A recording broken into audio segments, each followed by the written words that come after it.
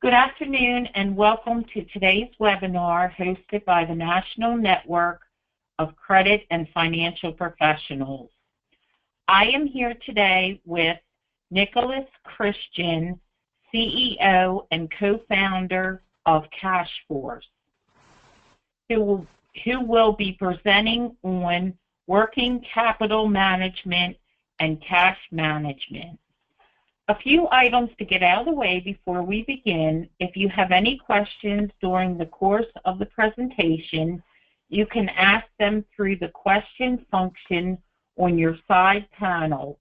We will gather all these questions and save them for a question and answer at the end of the presentation. If you are looking for a copy of the slides to follow along today, they are available through the handout section on your side panel. We will also be sending a copy through email after the presentation is complete.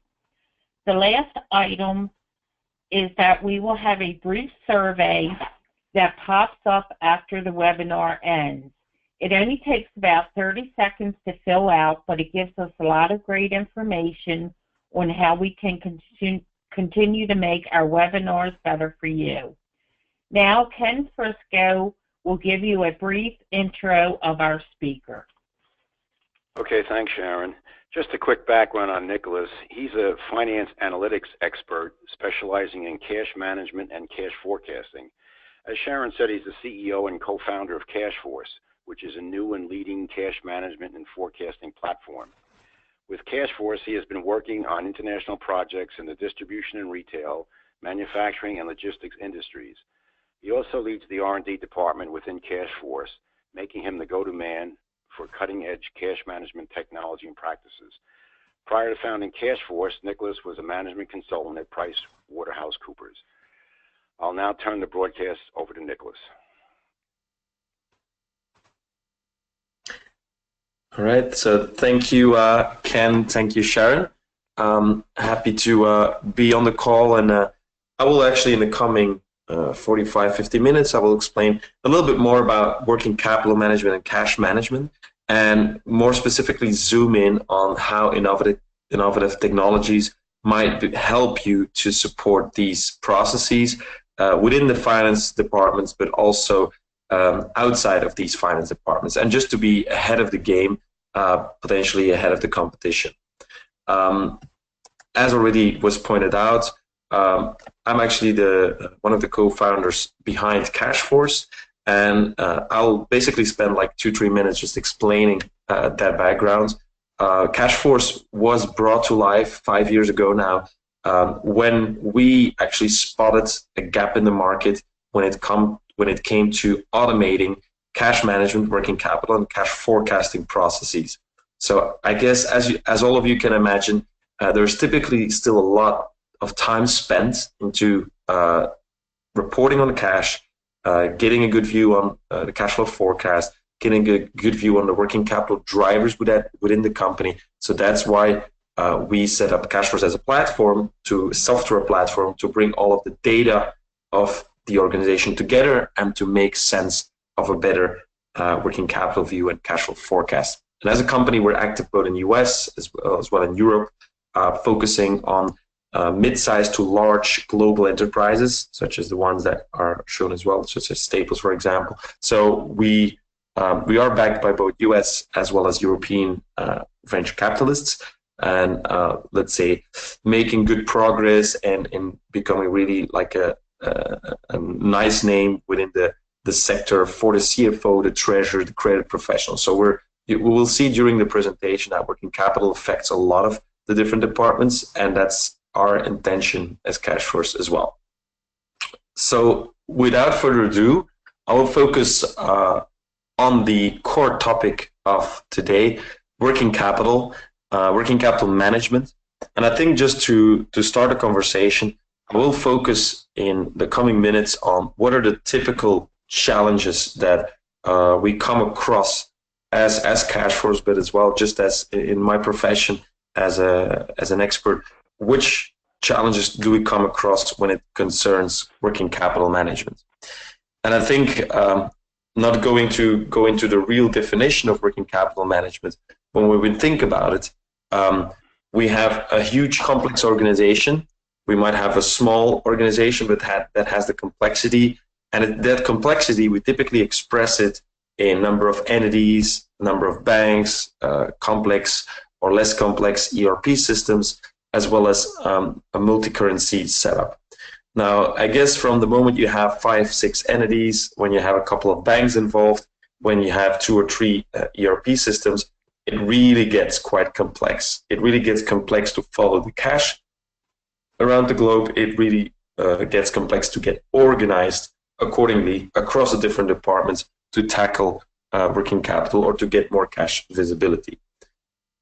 Now, as a treasurer, but as well typically as a credit professional, as a CFO, you want to have a good view.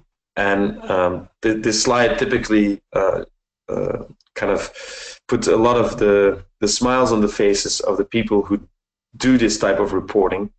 This type of reporting is literally describing how much cash was being generated between period 1 and period number 2, and how that cash was being generated, how it can be split by the EBITDA, the working capital, investments, and financing, and how that working capital then actually can be split into further working capital movements. So these, the working capital drivers, as we call them. This type of reporting, it puts a smile on the face because it's a typical one that you want to do at the end of each period, but you also want to forecast about. You want to understand what's your current period and how actually your coming period into the future will look like. Now, this type of reporting, it takes a lot of time. It is just making sure it's actually depending on all of the input that has been provided within the organization. And when we talk about input, order to cash, forecast to fulfill, and purchase to pay, as you'll recognize, these are the driving working capital process within the organization, and where different people interact, and where not only on the inside but as well customers and vendors on the outside have a large influence on how actually the cash is flowing through the company. So if we think about optimizing cash, looking at working capital, we need to take into account all of these different steps. And we, as cash flow, we call them actually cash generating steps or cash consuming steps, depending, of course, on the cycle. Now, what we also think is that it takes a good understanding of all of the individual steps in the order to cash, inventory, and purchase to pay process. It takes a good understanding to actually have a good understanding of the total working capital. Now, what we did as Cashforce, we did actually a sort of market survey. So we went out, we had a chat with about 100 CFOs, credit professionals, as well as treasurers. And we asked them specifically, what are your challenges in that cash flow management? And with kind of an extension to cash flow forecasting, what are your challenges in that process? And what we came up with was 5 top challenges. Now, the top 5 basically starts at the first one, which is the number crunching and data analysis. Now, the main topic of this webinar is also about innovative technologies. But when you think today about working capital, the reporting on that, it's typically still a lot of number crunching in Excel and takes a lot of time from you as a user, but it still also requires a lot of time for the person that analyzes the working capital. Now, having spent so much time in that area, it typically leaves less time for taking the right actions, which are actually driving working capital, which are driving the actual cash flow. And when you have less time to do that, you typically have as well lower accuracy on the results of it. And there, I mean, typically if you look to cash flow forecasting, we came across a lot of treasurers that told us that their accuracy of the forecast wasn't that accurate as they wanted, and they actually built in a lot of buffers to protect them, of course, from the downside risk. A little anecdote that I want to attach to that is, of course, the number of forecasts that are being made worldwide that actually is literally thrown in a dustbin. So it is above like 20%. So it's about 20% of all of the cash forecasts that are never used, that are just thrown into the dustbin because they're actually not trusted.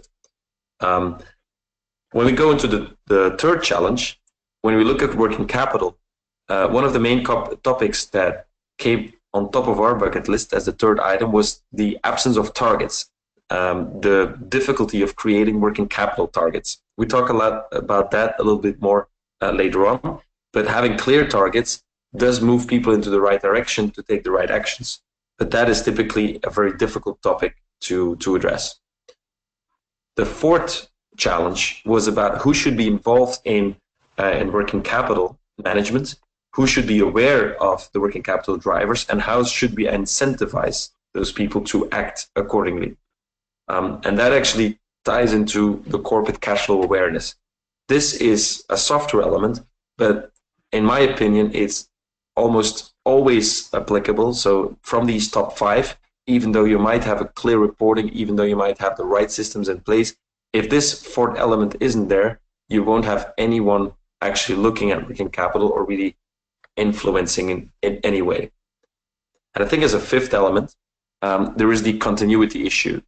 A lot of organizations today still struggle with if you have a system that's not robust, if you have a lot of number crunching being done, it really depends on people and the process that people have been learned, been instructed. And when people are sick, where people are leaving, changing jobs, new people come in, there is a lot of that knowledge lost because it's typically non-documented number crunching, and there's no continuity in the process. So the person starts a new job and typically is reinventing the wheel in terms of working capital, cash flow management, and forecasting. So we see at a lot of organizations sort of cycles where if people are coming in, new people are coming in, basically things are getting reinvented because they lost actually a lot of the knowledge that was inside by the previous person. Now with these 5 challenges, these are basically part of a sort of more extensive market research we did. But I think it's useful to say that on order to cash, forecast to fulfill, and purchase to pay, there are a lot of business questions being asked. And as part of that research we did, we kind of listed all of those business questions per area. And we were basically looking for how can we translate these business questions into insights to come up with technology and to come up with systems that would help people to solve these questions. And maybe to pick out a couple of them, which are typically kind of appealing to CFOs and treasurers as well as credit professionals. You could start talking about my DSO is rising. How do I prioritize my credit controlling procedures? But you could also think about how can I optimize my order delivery invoice cash lead time? So my full order to cash lead time. That's already a more intricate question, which as well is not having, let's say, it's not always easy to answer that one. If we talk about inventory, we talk about rationalizing the rising number of SKUs in, for example, your factory. If we talk about stock levels, slow moving, obsolete stock, these are also questions that supply chain wants to answer. And purchase to pay, there, of course, you can talk about a DPO, how you are paying towards your suppliers. But on the other hand, you can actually try to check, okay, are we actually having competitive payment terms agreed with our suppliers? Or if we have a multi-company setup or a multi-entity setup, we're working internationally, do we actually have the same payment terms with the same vendors cross-company or cross-plant? These are questions raised in the business which typically have as an effect, if you know the answer to the question, you typically have a lot of leverage towards increasing the working capital performance. The reason why I put actually a general category here is because when looking at working capital, the main question that also comes to mind is how is my data quality actually impacting the way I report on it, the way I improve working capital. And it's a big issue for a lot of companies to get their data quality right. And I'll talk a little bit more about that in a second as well. Now, one of the key other questions that also comes up is integration with ERP. We talked about, let's say, systems. We talked about, let's say, the number crunching that is still ongoing today. And one of the main factors is integration with ERP is still lacking today. When you look to SAPs, the AXs, the Microsoft Navision, the Oracles, PeopleSoft systems, they're widely used, but they're typically not very widely understood how exactly the data inside can be put to life and can be put to really working capital information and insights. So today we will talk a little bit more about that. As Cashforce, that's literally the first thing we try to do, is understand exactly how these ERP systems, one by one, were capturing those working capital and cash flow information.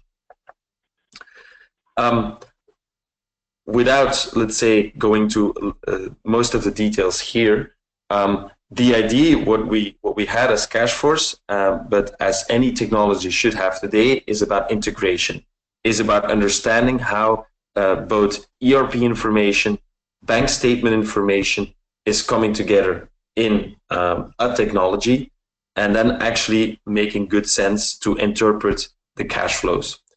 Now, I'll leave that for 1 second, because what I want to do is what I talked about in working capital is that bringing that a bit to life in, let's say, a short demo. It will be demonstrated in Cashforce, but I'll explain a couple of cases which we did, departing from a couple of the main working capital KPIs inside a real case. So if all goes well, now you should see my screen, and it's popping now to an application. As we look to the screen, we'll actually look to a dashboard where working capital metrics are being displayed, and we're talking here about a manufacturer. We're talking here about multi-currency setup. We're talking about I think a set of 40 different entities or groups of entities.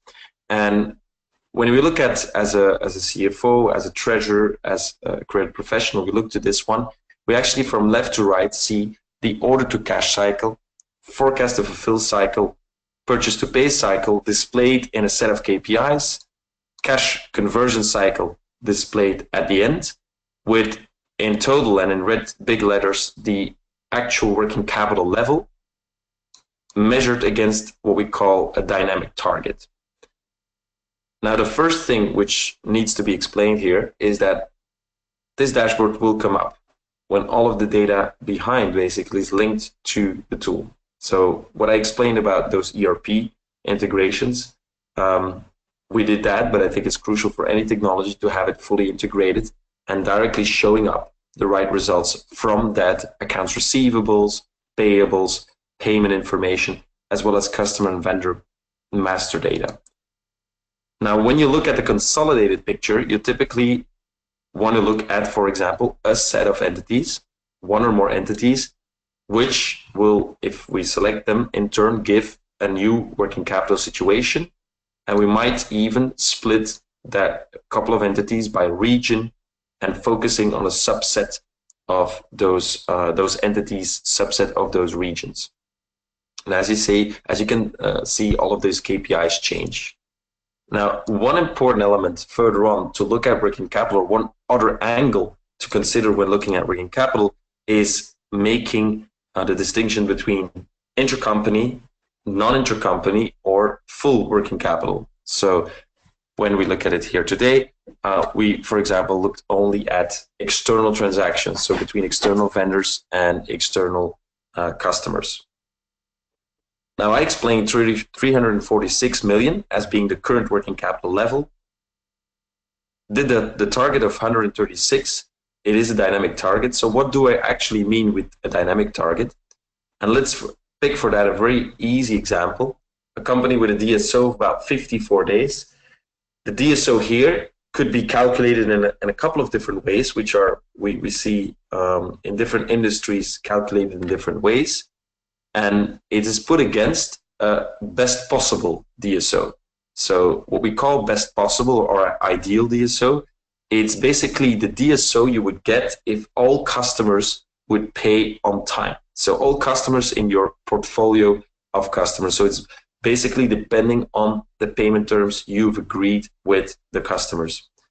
Now, when you would select a series of entities that would have a subset of those customers, you would see, for example, a different ideal DSO. So basically, that means that you have a different subset, a different mix of customers with other payment terms agreed. Now, I clicked on clear here, so we're back basically to looking at the full set of customers. But as you can see here, it actually means that we're off. Now, we're off by 15 days. We're off, and I can see clearly that I have a subset of an aging balance where I have quite a couple of million left in my 0 to 30 days bucket. And when I would like to look exactly on how much million I could potentially save by having a clear focus on my order to cash cycle, it is about $190 million. And that's the difference between my receivables, current receivables, and my best possible receivables. And I have the same improvement potential on the stock. I have no improvement potential on the purchase to pay in this particular example, because as a DPO, you can see as well, I'm in the green zone. But this plus this minus this equals the working capital. So I have a total working capital improvement potential of about 200 million. And now, of course, I can start to play with that because I can understand or try to understand the dynamics of if I would change certain parts within my business, when I would talk about within different departments, what can I influence? When looking at working capital of 346, as we've seen, it's the sum of order to cash plus forecast to fulfill minus purchase to pay. Now, when I would improve my DSO with 5 days, so let people have a clear instruction of following up better payment behavior, but it could also mean improving payment term negotiations. I could generate, in this particular example, a clear 62 million in working capital on a basis of 340. So that's quite a lot. And that's actually how you can, over the large subset of data, you can actually calculate very quickly what type of savings I could get. Now, it's important here to realize that if we do that, and if we talk about with customers about improvement working capital overall, we never say that this is the best way of doing this, because if you have a DSO improvement of 5 days, it means a full over your full subset of customers. That's not realistic, because there are always customers that you won't influence whatever you do on their payment behavior or their payment terms. There will be always entities, always departments which will be not easy to influence, and there will be other departments that are much easier. So just applying like a general number on the full subset is not always the right way to get the job done. So that's why, for example, we can already at this level say do a sub-selection of a set of entities and see what potential improvements that might result in. Now, I'll come back to that later when we simulate specific sales organizations to improve their working capital. So if we talk about working capital, we talked about a couple of these KPIs, but we want to drill down into working capital itself. So if we drill down into the order to cash, we drill down to the order to cash insights, and let's talk about, for example, a paper manufacturer where you basically start processing orders, and once these orders are being processed, they get shipped out of the factory. When it's being shipped, they basically are getting delivered. And when they are delivered, they're getting invoiced. And when it's getting invoiced, you need to wait a certain number of days before you collect the cash. That's what we call the full order to cash process. A lot of the finance departments typically take a look at this one, which is obviously the receivable. So it's the financial part of the working capital. But we would call this part the hidden working capital. So where typically a lot of days, if you sum up the number of days, it's actually bigger than the actual collection cycle. So the 54 days is actually less than, I think, 83 days. So that's actually something really to consider when looking at working capital. Now, a lot of the companies we see or we visit, they're typically not always very keen to go and improve this part because it's kind of a hidden treasury, or is it kind of a box of Pandora? You open it, and there are a lot of bad data that come out. A lot of bad data on the order side, logistics side, mainly. Now, when you are a distributor, for example, or a waste management company, this typically is quite a lot of delay that you get in actually invoicing customers. So for an example, when a waste company works with a lot of subcontractors, it potentially might only send out the bill when all of the works have been done. So in the end, there's a lot of delay between the actual delivery of the service and the invoicing, which is quite a number of days in working capital. And when you take a look at the manufacturer that has a lot of logistics underway, we will talk about a case in car distribution, when we have a car distribution all the way from Asia into Europe, and then maybe potentially from US into Europe and the other way around, to a lot of days where basically that cash is being carried around with. So it's important to follow up if those number of days are actually influencing the cash conversion cycle. If we click on one of these KPIs, let's call it the financial working capital, we'll further drill down, have not only a look at the 54 days today, but typically you want to put that into perspective, looking 12 months backwards and looking how that DSO is relating to the best possible, to the BP DSO. And as you can see, it changes over time. And in my concrete example, it does show me that I have improvement potential month over month in the last 12 months. When I put that on a 0 scale, so basically I take the equation top of the bar minus the best possible, I see that I have over time quite a lot of improvement potential that I had in the last couple of months. In this particular graph, I see the seasonality patterns. So I basically look at my revenues on a monthly basis. And then in the fourth graph, I basically show the credit notes ratio. So I measure the number of credit notes that I send out on the basis of the total number of documents that you send out. This is an interesting KPI when you really try to optimize the processing, document processing within the departments. On the left-hand side, I have in the tool itself here, I have the possibility to segment my data. And here is where the operational working capital analysis might get really practical. You can select certain customer segments, look at my top 5 customers, or potentially look for an individual customer, which I have some data about. And when you do just that, you basically click on the actual customers and you see exactly the KPIs for those particular 2 customers within my view. And we can further drill down if we want. We can actually now take a look at how not only finance, but also the sales organizations might be using this. Because if you talk about DSO to the sales organizations, I think we can relate all of this. It is typically not always something that they can always, let's say, interpret correctly or act upon. But we'll now deep dive into in some of the points that they actually can act upon. If we look at DSO, we split it, for example, by company. We might as well consider which of these companies are actually relevant to be looking at. So when we split it by revenues, so we can actually understand what is actually driving most of those working capital movements.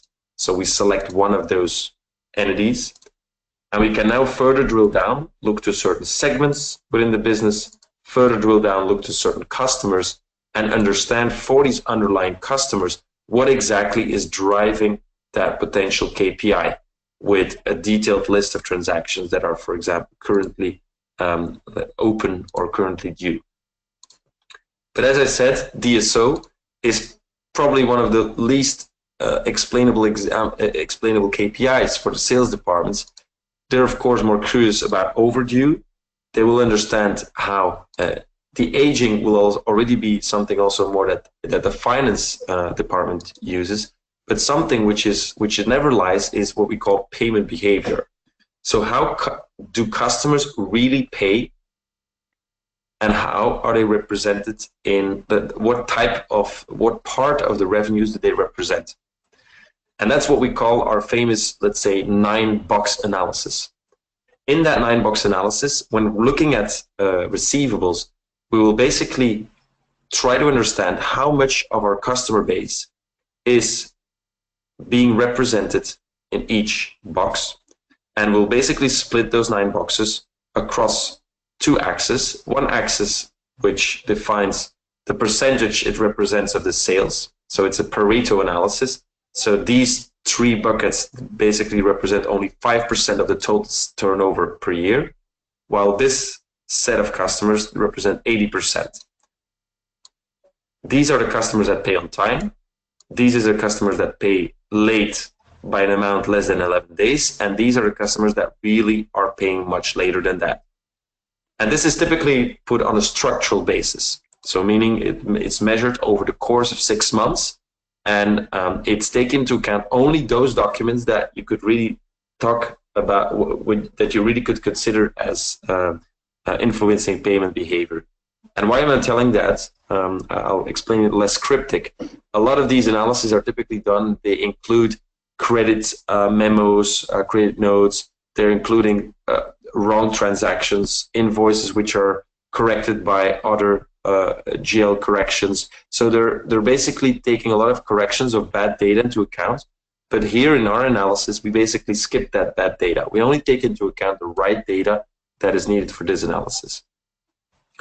Now, if you look to the analysis being done, you see typically 9 boxes being filled by a set of customers.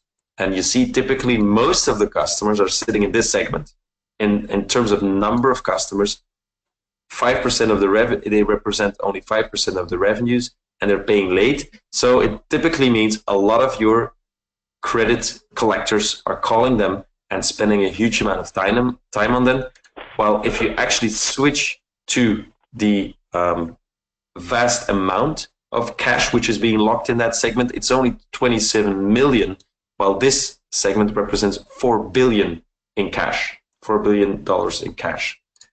And when we now can select that 4 billion, we can look to the individual customer accounts, select one customer, and for the sales departments, this is much more interesting to understand.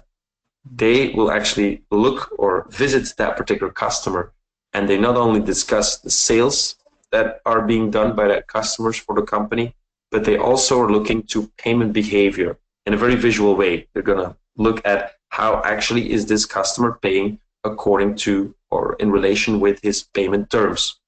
And payment terms here is the red line. In every individual orange dot is a set of invoices or one invoice that is being paid after a number of days. So you could see that indeed the customer that we selected, they are actually paying late, and it's a very important customer. So with this information, we basically send over the sales teams of our clients to their respective customers. And they're not only having a discussion now about sales, they're having a discussion about payment behavior, they're discussing about open orders, they discuss about aging, just to make sure that that they can start that discussion. They of course need that data. They need these incentives, they need these tools to start that discussion. And I'll tell you a quick anecdote as well about a client within food distribution. When we were talking to their local finance directors, they of course were a bit fed up by the huge amount of reporting that needed to be done on working capital. And it was clear that from that reporting, they actually didn't do any, let's say, actions, because it just took so much work to analyze that it was just more of an, I would say, common sense feel that they would always target the same customers, while actually now they had tools at hand which deleted any of the analyses and which freed up so much time to now look really together with the sales how to approach clients, how to target them, and how to influence them so they paid better, and they had actually a lot of success with this. So it's about not only about the process, also about getting the tools right to free up more time to do more analysis and to do more influencing. I think last but not least on receivables part, and the receivables part is just verifying now in detail where we potentially can improve. Now, we already did an analysis with 5 days of improvement. We got about 62 million. So if we would do the same 62 million, if we would do the same analysis here, it also gives me back this 62 million. But now is the time when I want to look at where actually my excess is represented across the company. I can look to one of the entities, one of the regions.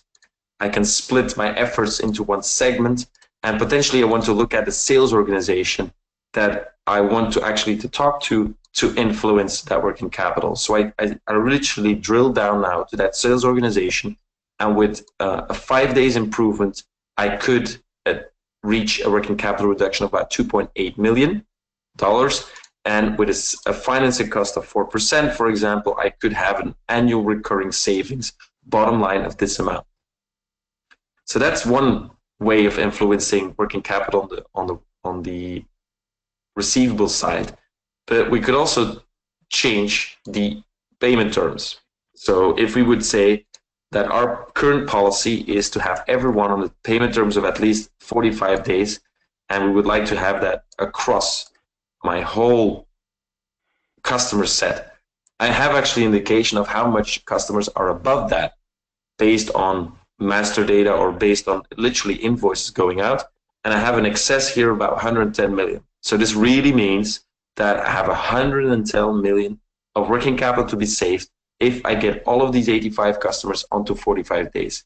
So as you can imagine, it's actually even bigger than here. So it's a huge amount that can be saved in working capital. And that's quite astonishing for a lot of people when they do first time this type of analysis. And of course, the technology, and one of the topics today is the technology saves a lot of time, saves a lot of the effort. Now, I went quite deep on the order to cash, but equally important, the purchase to pay cycle, where you take a more deep dive look into the payables and how you are spending the cash on vendors, and how that actually is how fast the cash is actually exiting the organization.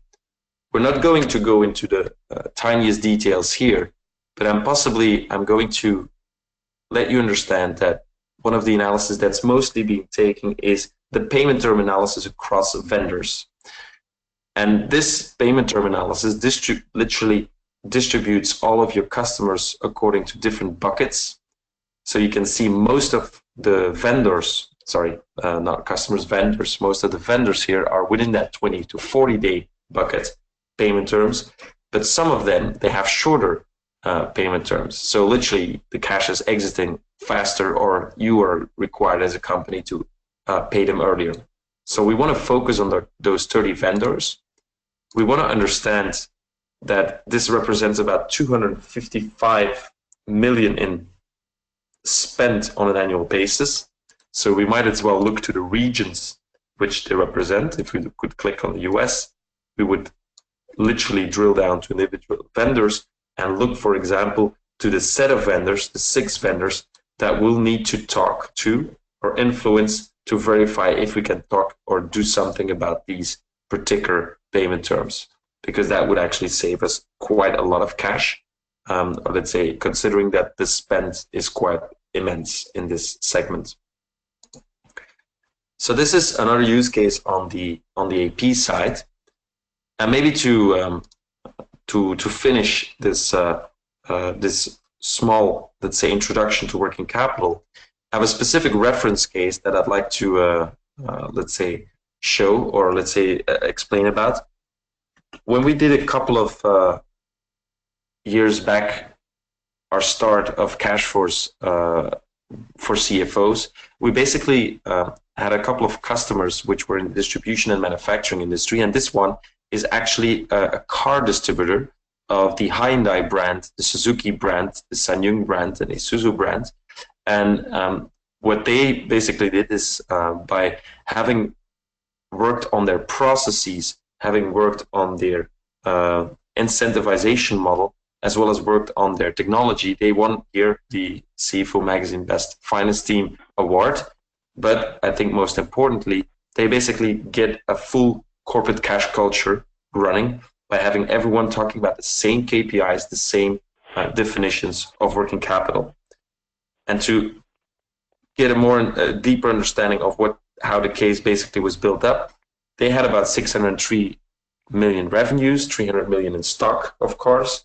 There were 1,000 customers in Europe only. They had a lot of intercompanies, which is typically a main challenge for a lot of companies. They had Microsoft Dynamics as a system, and one of them, I would say, first issues that they encountered, there was no real business awareness on working capital, but it was a shareholder focus. So that it was a kind of clear distinction between what the shareholders thought about working capital and what the business was really concerned about.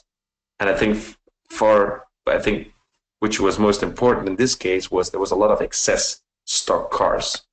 And the third issue was there was no real uniform language of the business KPIs, which is, I think, a problem you recognize in a lot of the companies that are distributed and that are, let's say, having different departments working in different systems and being concerned about totally different things.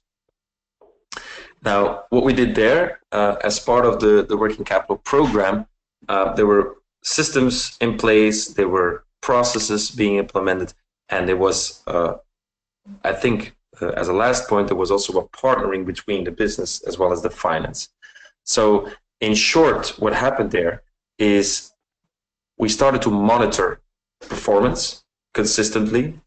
We had an improved process knowledge. So people from different departments were really trying to understand like purchasing was trying to understand what sales was doing. Sales was understanding what finance was actually reporting on. So the different departments really started talking to each other. But that only happens when also the tools were being provided. Technology was being given to them to make sure that they were actually talking about the same KPIs. And as a small story here, I literally have experienced it myself. There were really the same KPIs or the same name for certain KPIs that were literally having fully different calculations behind it. So that was quite, let's say, disturbing to start with, but it was fun to see afterwards that all of these KPIs that were kind of streamlined and they had specific clear definitions. There was in this case even a sort of data dictionary, KPI dictionary being laid out in the system, so always available for people to visit.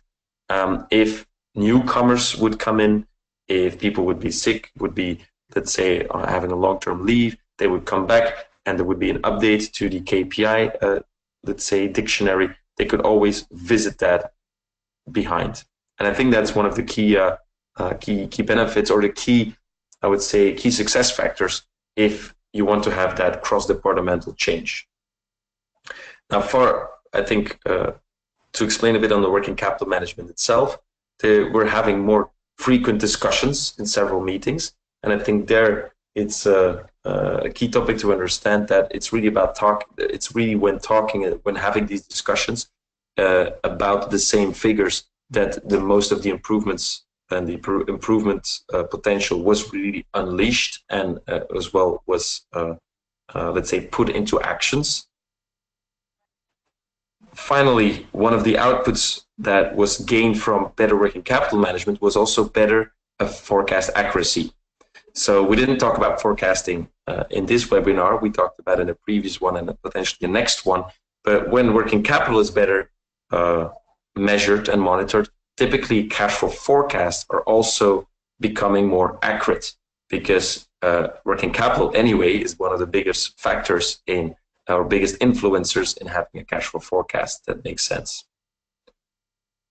Automated reporting was a third element, key element that led to the full benefits. As explained, it was in total 60 man days less work just to create all of those controlling reports, analysis that needed to be done. And the daily refresh of the full platform, fully integrated with the backend systems, actually enabled people not to spend any time anymore on reporting, but just doing really analysis in situ and explaining to colleagues, or let's say requesting to colleagues to explain where the deviations really came from. Now, finally, business partnering. When all of that is in place, there will be more transparency for different stakeholders, and there will be a common understanding of those relevant KPIs. And it's exactly that happens at this particular company, this particular distributor, saving cash, saving working capital by quite a tremendous amount. So with that being said, I would say I'll leave the floor to a couple of the questions. Okay, Nicholas, there is one question. Someone posed, what is the key takeaway from this presentation? Yeah, I think there are a couple of takeaways. So first is, if you talk about working capital, it's really a multidisciplinary, let's say, term. Managing working capital, it's not only about the finance department, it's really about different departments talking about the same KPIs, talking about the same numbers, but always from different angles. And it's only when those different departments collaborate that they will actually succeed in improving working capital. That's takeaway number one. Takeaway number two, it's about a technology where everything's, let's say, the focus of on the webinar was on. Technology will enable people to spend less time on reporting and leaving more time for analyses, which will improve the understanding of working capital and improve ultimately the working capital itself. And I think as a third element, it's easy to say that technology will help, but of course the devil is in the details. So it's about connecting to the underlying data sources. And if we talk about data sources, we talk about data quality. And it's an ever ongoing exercise for companies to make sure that any data that's entering their system is basically, let's say, has a quality that's enough to make sure that the working capital can actually be assessed in the right way. So data quality is absolutely important in this particular exercise. Okay, Nicholas, we have another question here. How much time is needed to set up a company similar to the one you described in your presentation? Right. So, of course, in any case, it always depends on the scope. But I think what I didn't explain, but happy to comment on that. What we've done as Cashforce is we basically said we want to have all of those integrators built with all of those main ERP systems. So that means that we really have off the shelf those connectors. So we can connect, we can literally set up the system in 3 weeks, 4 weeks time, having all of the working capital insights available day in, day out. That being said, that's the technology part. Where I always want to make people aware of is that having people to change their behavior, being more cash flow aware, that will of course take a little bit longer. So I think the system part, and that's where we're really focused on, it shouldn't take longer than 1 or 2 months. But I think having people to change, that typically will take, let's say, several more months. But that's of course part of the change process within the organization. Okay, Nicholas, there are no more questions at this time. If anyone does have any questions, I will provide Nicholas's email when I send the PDF version of the presentation later today. You can follow up directly with him. With that, we are going to close today's webinar. I would like to thank Nicholas Christian for taking the time to present to our group today, and thank all of today's attendees for taking time out of their day to join us. Thank you all again, and we look forward to seeing you at our next webinar.